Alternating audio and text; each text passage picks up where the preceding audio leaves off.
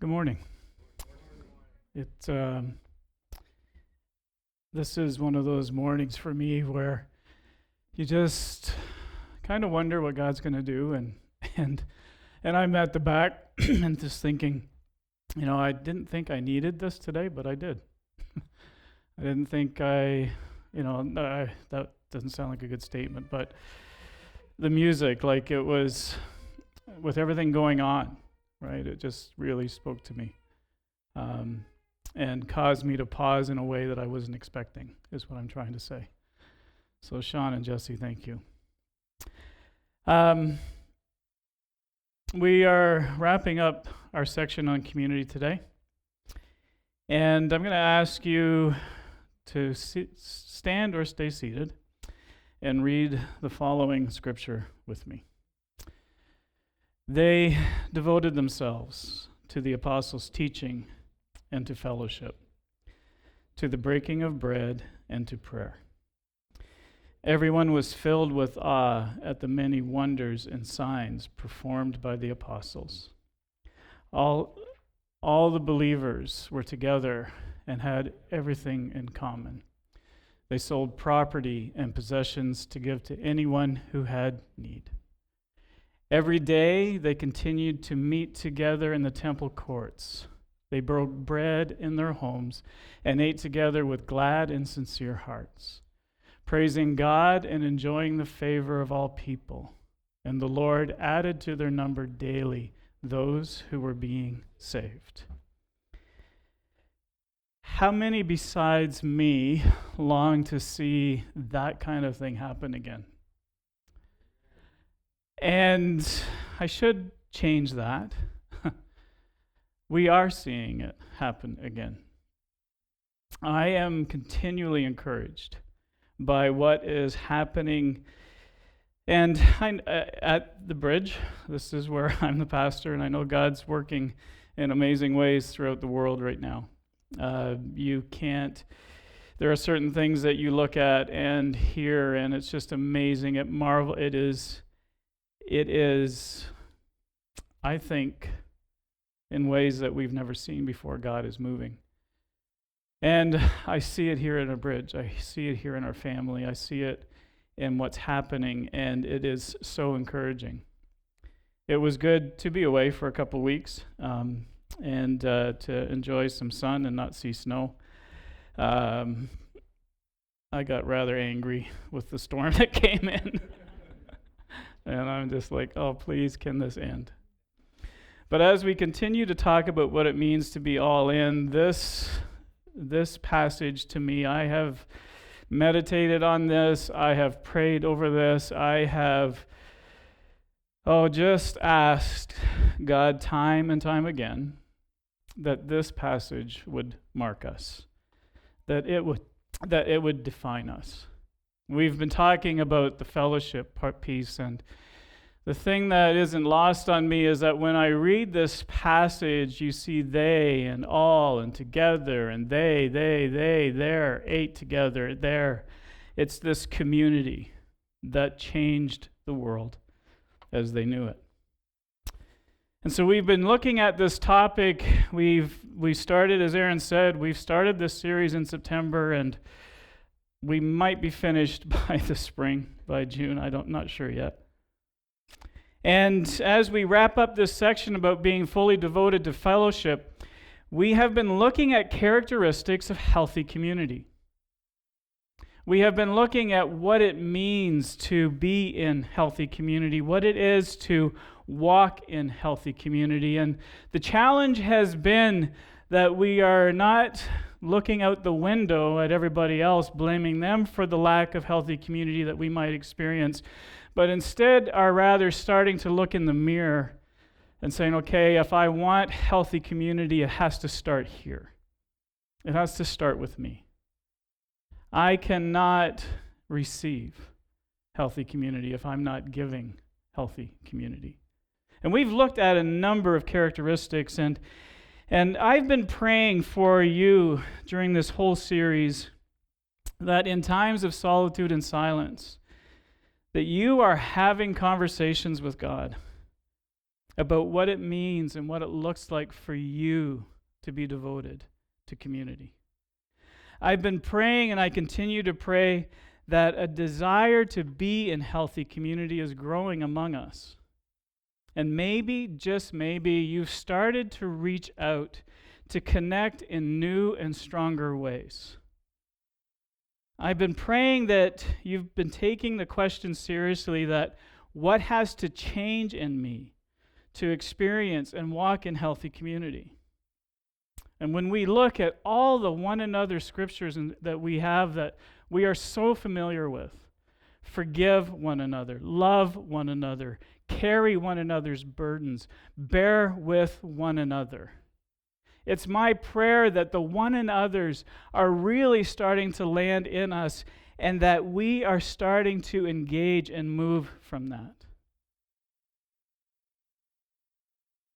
I am convinced that in community, you will never receive what you are not capable of giving, as I've already said. And I believe that as a society, that our intentional connection to community has been in decline for a long time. As a society, for some time now, we have bought into fighting for our individual uniqueness. We have bought into fighting for our autonomy. We have bought into fighting for my freedom. We have bought into fighting for my rights and for me to stand alone. And when we find ourselves alone, we don't know how to fight back for community. We don't know how to fight back for belonging. We don't know how to fight back for love and for intimacy. And as with so many things that were in decline before COVID, during COVID, things went through a time warp. And what might have taken 20 years to unfold or continue in decline happened in 2.5 years. And we are in a time where there is so much distrust. It seems like every day I'm having conversations with somebody about distrust, political distrust. There is distrust among races. There is the rich against the poor, the haves, the have-nots. There is the distrust even in medical systems. It's everywhere and in everything, and it fuels the culture that we find ourselves in. We are living, I've said this before, that we are living in a culture of hatred. We are living in a culture of distrust. And so much has been exaggerated because of what we went through in the last 2.5 years. And this, my friends, as followers of Christ, this is not what we're called to. And now we need to rebuild community. And it's going to take work. It's going to involve choices. We have moved more and more to a society of disconnection and isolation. In this isolation and disconnection, we are experiencing greater loneliness, greater depression, and greater despair. And friends, this discussion about community is absolutely vital, because if you and I, and I'm putting the emphasis on you and I, if you do not learn how to connect with each other, this whole language of faith will become superficial and inadequate. If we cannot live in community here, then how can we live in community outside of this?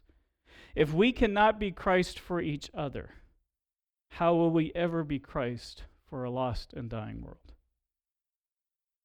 We've talked about this often, and we'll come back to this time and time again. The Shema. The Lord our God, the Lord is one. Love the Lord your God with all your heart, with all your soul, with all your mind, with all your strength. Love your neighbor as yourself. There is no commandment greater than these. Jesus, the night he died, says, "A new commandment I give you, love one another as I have loved you, so you must love one another. By this, everyone will know that you're my disciples, if you love one another." The context through how God comes through is how you connect to other human beings. The context through which God comes through is how you connect to other human beings. It is absolutely impossible to give what you have not received. We've talked about this time and time again. We receive from the Father everything we are to give. And when we receive, and when we give, we receive. It is this, I was talking to someone just before the service began, and I'm like, this is hitting me more and more and more, that in this place of solitude and silence, where I stand with God and God alone, and I hear His voice, and I cry out to Him to give me everything that I need. The love I need for this day, the grace I need for this day, the forgiveness I need for this day, to recognize that, as is written on this mirror, that I'm loved, that I'm forgiven, that I am a treasure to God, that He's grateful for me, that He calls me to a high standard, and with that high standard there is appropriate grace and mercy. And I have a calling, I have a purpose to fill out, and God's always going to celebrate me. He's always cheering me on. And if I don't stay in the place of receiving that daily, as I engage in community, and as I give from that, if I'm not coming back there, I give and give and give and give, and I deplete myself. And then there's nothing left. And things go bad. We need to be positioning ourselves when it comes in community to be receiving everything that we need to give from the one who can be trusted, the one who radically loves us and wants so much for us to be the salt and light in this world. Today, we're going to look at another characteristic, and if you've missed any of these talks, I would encourage you to go back and listen to them. And as we've already said, the characteristic that we're looking at today is trust, being trustworthy. This is huge. In fact, if this attribute is missing or at a deficit in your life, it could be the singular explanation why you feel so desperately alone and why you have a hard time connecting to people. I mean, when we come together in times like this and we worship God together, a lot of times our conversations and our thoughts, like today, are directed toward how we can trust God, are directed towards how He is trustworthy. And everything, as we've said, everything in life is contingent on your ability to trust God. But it doesn't end there. If all I had to do was to tell you to trust God and that God was trustworthy, this would not be hard. If that's all I had to do. But unfortunately, there's this thing called people. And what happens is that humans are not trustworthy the way God is. And what happens is that we try to live out this dynamic of trust. A lot of our experiences tell us that we really can't trust anyone. And if you can't trust people, and people are the reflection of God, then can I really trust God? You may not realize it, but the level of distrust you have with other people can actually affect your relationship with God. And friends, if we come to the place where we fully trust God, it will transform how we relate to each other. And it will transform how we trust others. And I need to pause here before I go any further, because I know in this room there are stories of severe pain and severe hurt and deep wounds because of trust that was violated and trust that was abused. And I understand that. There are people in my life that I don't trust anymore because of severe hurt and severe pain. But what I want to talk about today is normal life, day to day, in relationship with each other, is building a culture of trust. I want to talk today about this ideal that we are called to as Christians. And I have to ask the question, am I willing to trust? Am I willing to trust?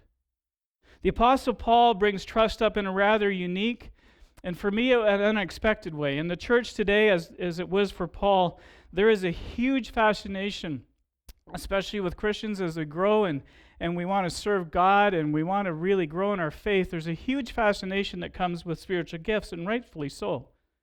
And Paul addresses something that was a problem then when he wrote, and I see it surface way too often as well. Paul addresses that when churches and when Christians, when Christ followers get into using spiritual gifts, that there is this tension and there becomes this disproportionate emphasis on sort of the big and powerful gifts. When people start leaning into gifts and spiritual gifts, and Paul saw this happen to the church at Corinth, there is this disproportionate emphasis on signs and wonders and gifts of faith and gifts of miracle and discernment and tongues, interpretation and prophecy. And Paul addresses in 1 Corinthians what the entire Scripture drives us to understand, that all the area of the miraculous is secondary to love. All the area of the miraculous is secondary to love. The infamous 1 Corinthians 13 passage, right? The one that everyone uses at their weddings, which drives me nuts because that doesn't apply to a wedding. Anyway, it's beautiful. If you did it, I'm sorry. The Apostle Paul weighs in and says that all those things, he says, all of them are significant. All of them are wonderful. All of them are needed, but they are nothing in comparison to faith, hope, and love. And Paul makes the case that trust is integral to faith, hope, and love. Love does not delight in evil, but rejoices with the truth. Love, that's not in your Bibles, the italics is me. Love always protects, always trusts, always trusts, always trusts. I've never saw that before. Love always protects, always trusts, always hopes, always perseveres. Paul is not describing four different things. He is describing one thing four different ways, all connected in love. Love always trusts. Do you trust? If I were to say, do you love? Hands up. Most of us would say, yeah, I love. Do you love people? Yes.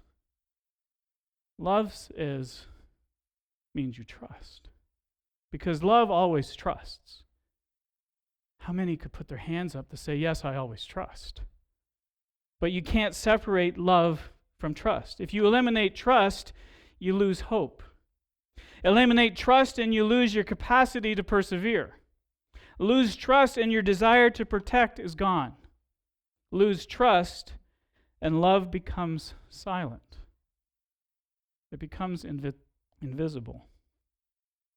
And if you and I make love silent, you make God silent. I mean, we love the language of love and grace.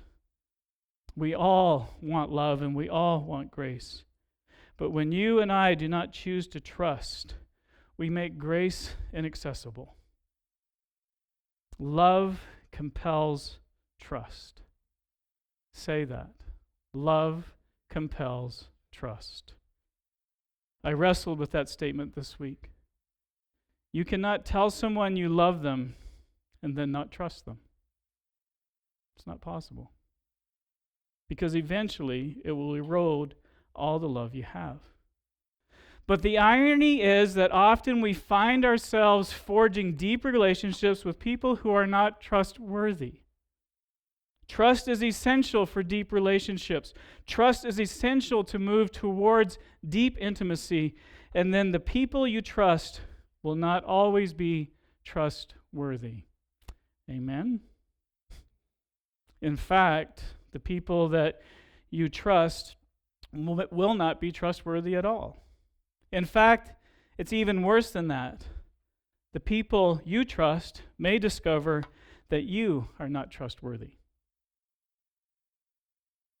Do I need to say that one again? It may be worse than that. The people that you trust may discover that you are not trustworthy either. And here's the question that I want us to wrestle with today. Are you a trustworthy person? Because it is so easy. We all have our stories. And it's so easy for us not to trust because of experiences. But I am calling us as a family. I am calling us as a group of people that are saying that we are all in. I am calling us to trust. Because if you love, you trust. But the question is, are you worthy of trust? If I am going to draw a line in the sand from this moment forward and say, I trust you, I'm giving you the gift of trust. What are you going to do with that gift? Will you violate it? Will you guard it? Are you a trustworthy person? A person driven by love makes it their mandate, their life mandate, to be trustworthy. That's a big statement. A person driven by love makes it their life mandate to be trustworthy. And so it begins with me, and so it begins with you.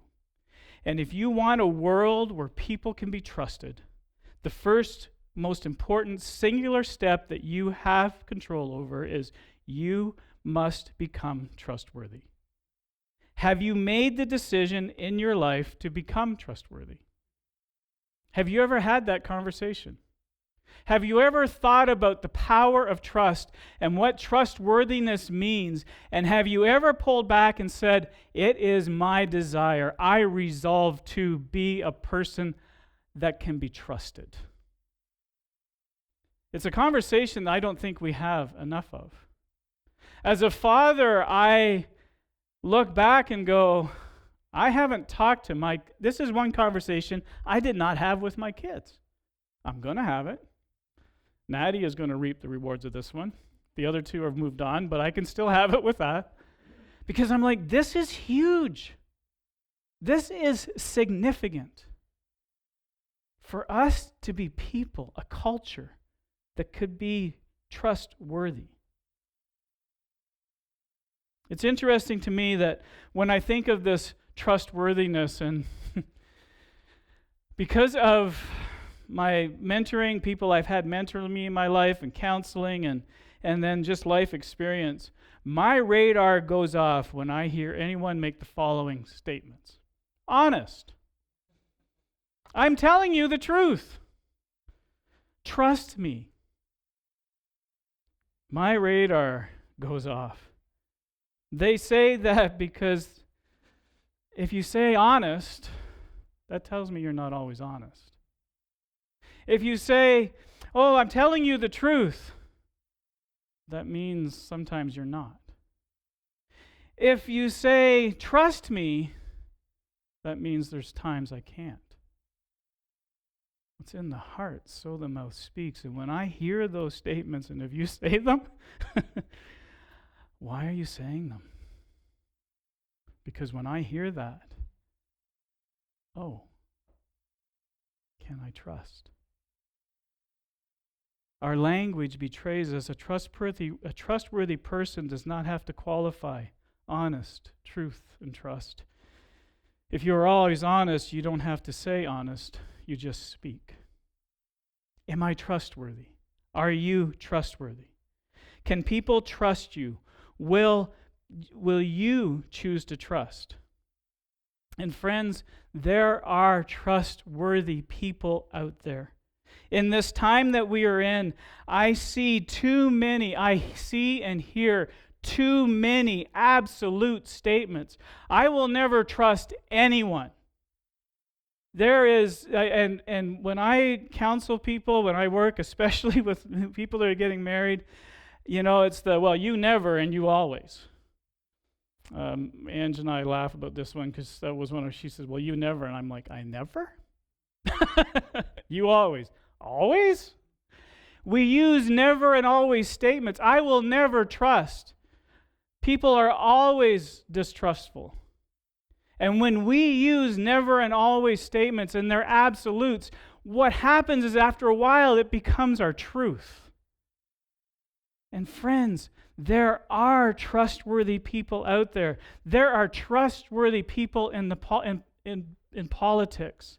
There are trustworthy people in business. There are trustworthy people in every area of life because God is present through people. And so I want us to begin to push ourselves and go, because I hear this so often, I can't trust anyone. Really? Because there are some remarkable, trustworthy people. And the question that I want us to think about is not this. We often think, how many people in my life can I trust? I want us to focus on this question: how many people in my life can trust me? Because if I'm focused here and I'm becoming trustworthy, that changes trust out there. It has to start here. And what makes a person trustworthy? And we all know that Jesus is trustworthy, and as Jesus walked this earth, he modeled for us how to engage this world. And we can look at him, and there is actually, I've done this over time in my life, I've looked into and studied characteristics of trustworthy people. I have a list at home of 15.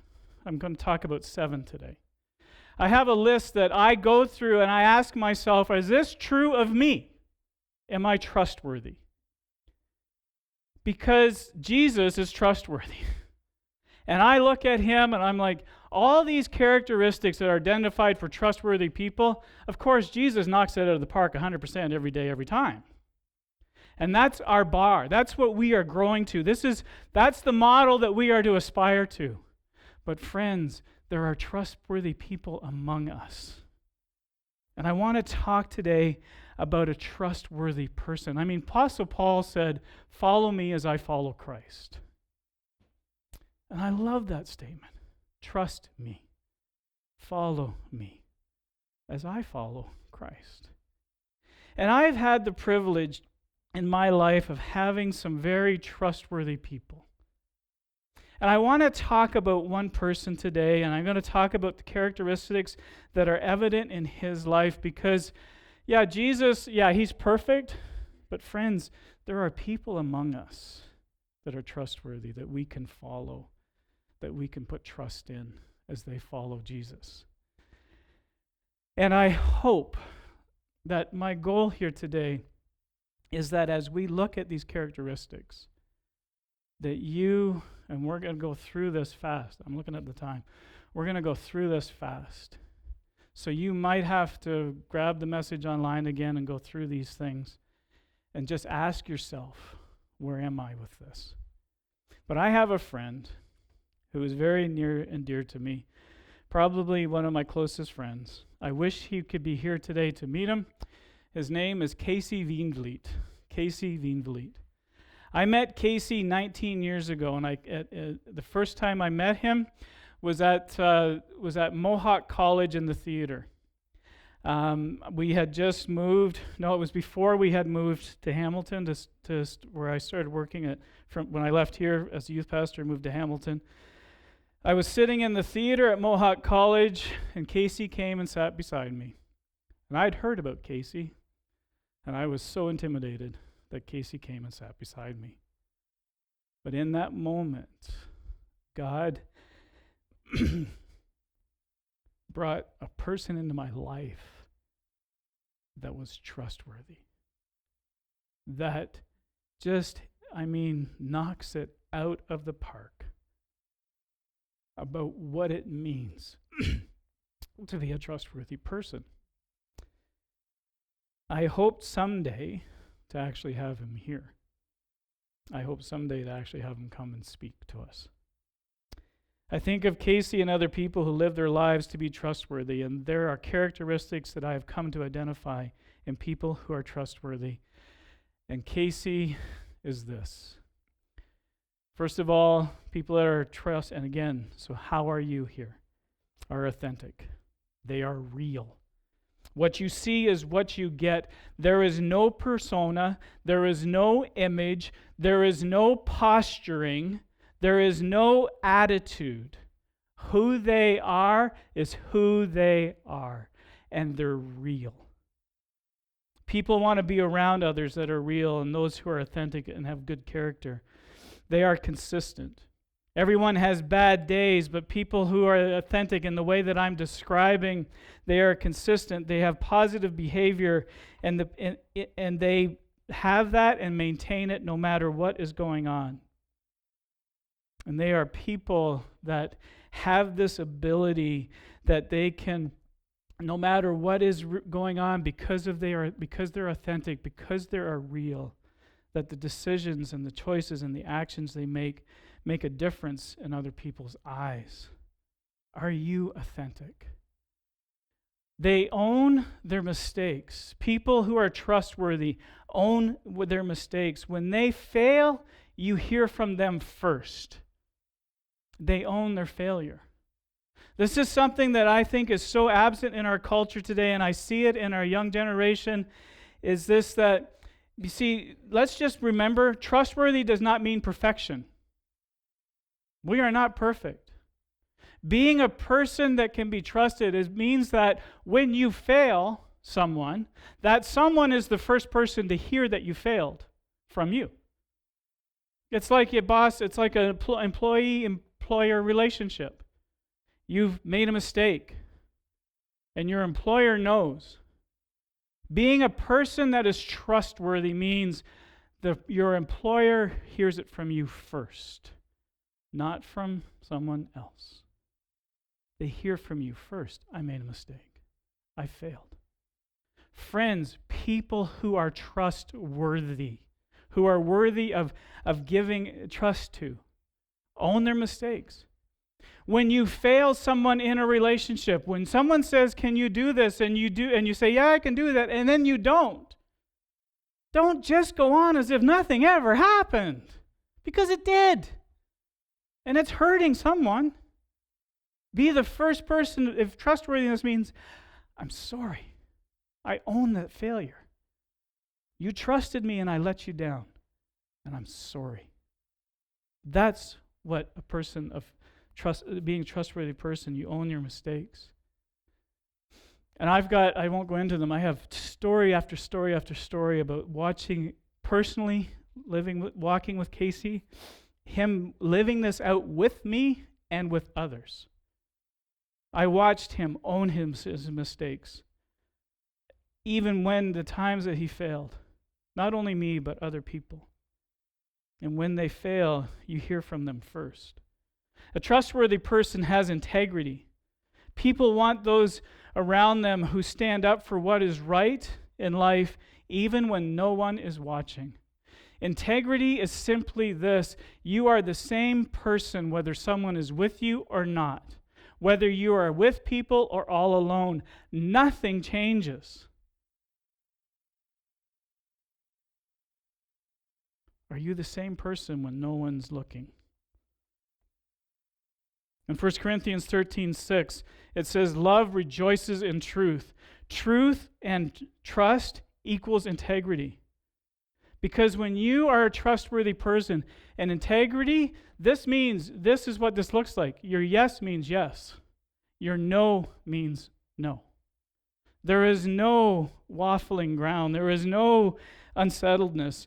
There is no falseness. And it's such a free way to live. They are people that are empathetic and compassionate. We did a whole talk on this. If you missed it, please go back and look into this, because this is what a trustworthy person does. They don't just feel sorry for you. They actually move from that to help you. Too many stories of Casey where he would see people in need and feel for them deeply. And not just feel for them, he would move and he would do, like, there was all these serving projects that as a church I remember watching, and I'm going, did you hear about that? That person had that need and it was gone. That family had that need and it was gone. That after about 4 or 5 years of just watching this and going, and then I got digging in. There was a common denominator to all these things that were happening. The stories of somebody where there was a need and where they, empathy and compassion and the need was looked after. There was all these, and I'm like, I found out later that it was Casey. He just moved. He was trustworthy. When he heard of a need, he moved to meet the need. Trustworthy people put themselves in another person's shoes. They're always thinking and feeling for others. It's not all about them.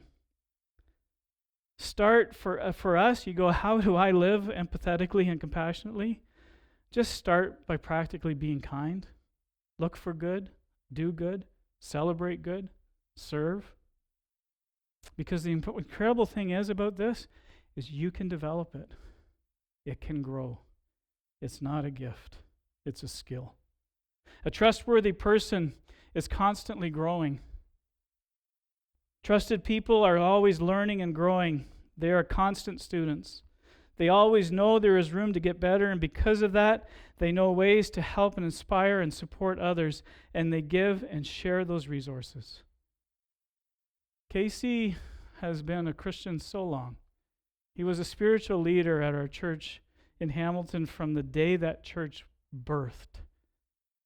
And to this day, every time I'm with him, like the pictures, he golfs. That's not why we got to be good friends. It's deepened our relationship.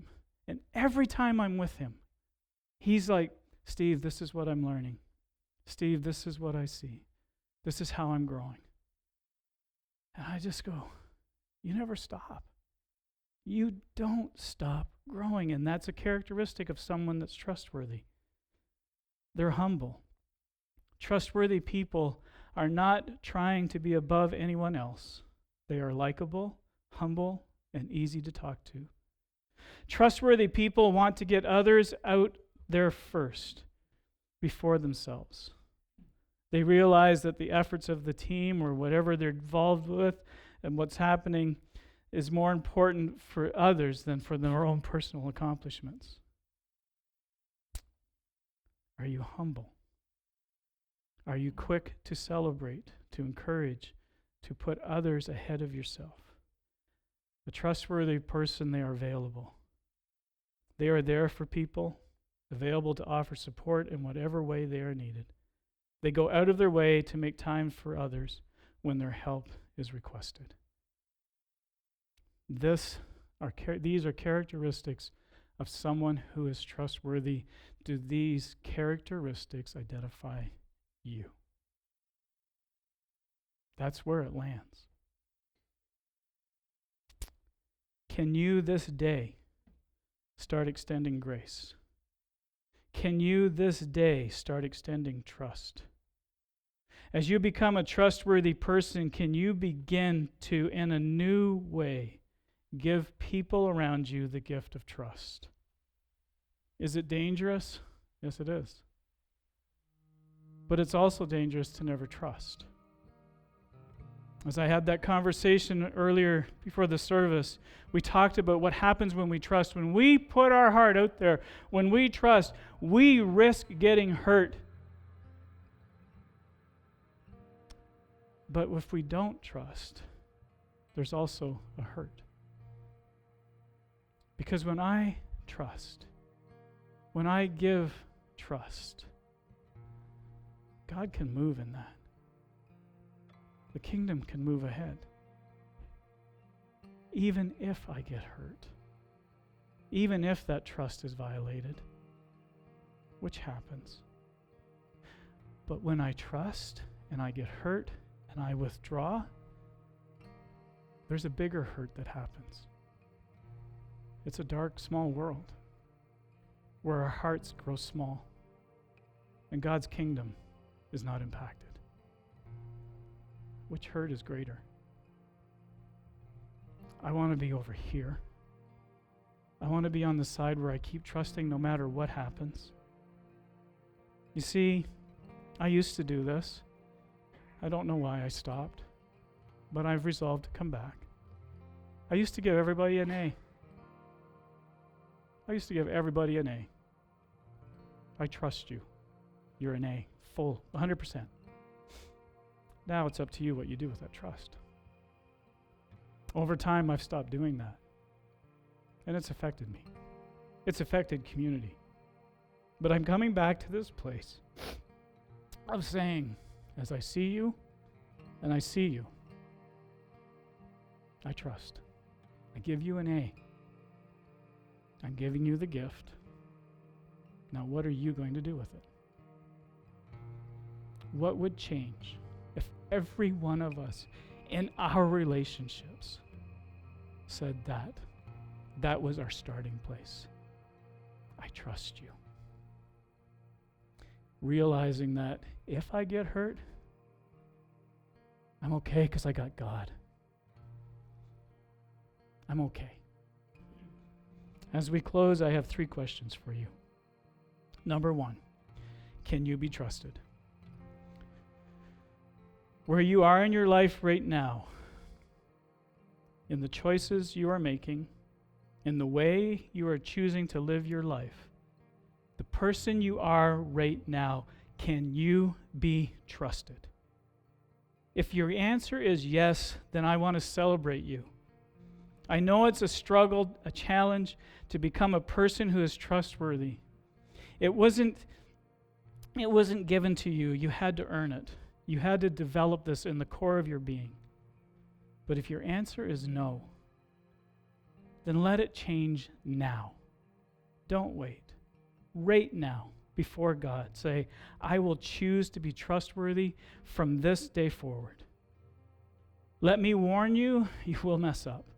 But hear me, that does not disqualify you from being trustworthy. If you own it and ask for forgiveness, you can move into this. But the first question is, can you be trusted? Second question is, how well do you trust?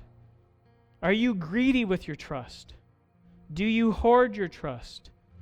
Do you stand in judgment and condemnation over people until they earn your trust? When you posture yourself like that, you're acting like God, and you are not qualified.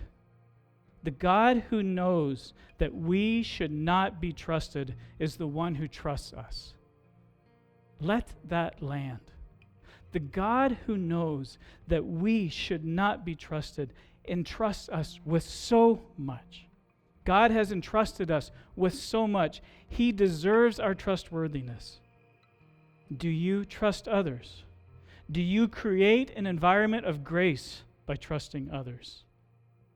And finally, where is your trust? This is where it all comes together. You see, Jesus came so that you could know that God could be trusted. Jesus came so that you and I could know that God could be trusted with our lives. He came and kept telling us over and over again, I know who you are. I see everything inside you. And yet he still came so that he could prove to us that God could be trusted. There is one who can be trusted, and his name is Jesus. There is one who can be trusted that is waiting for you to put your trust in him, and his name is Jesus. God is faithful when we are unfaithful. God is trustworthy when we are untrustworthy. When we waver, God is unwavering. When we let go of God, God holds on to us. The beginning of trust is reestablishing your trust in God and allowing him to make you trustworthy. And then you become a conduit of trust in every relationship of your life. I'm going to ask you to stand. I'm going to make this song a prayer. And then I'm going to come up and pray for us before we leave.